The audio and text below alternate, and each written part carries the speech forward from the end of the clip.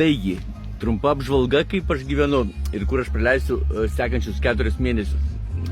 Čia mano veidrodžiai, čia mano vairas, čia man ateina užsakymai. Jokio kontakto su vadovybė, nieko, dirbi savo, nieks tau nieko neaiškin. Čia pas mane yra arbatos reikmenis. Va, kavos, dokumentai. Mano mylimas arbatinukas.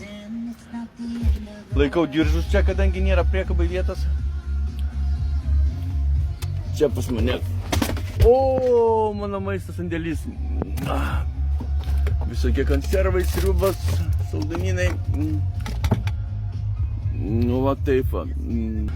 Dar vieną spintelę turiu daiktams. Oi, kas čia pas mus?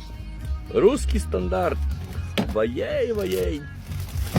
Tai va, čia irgi labai daug visko pas mane.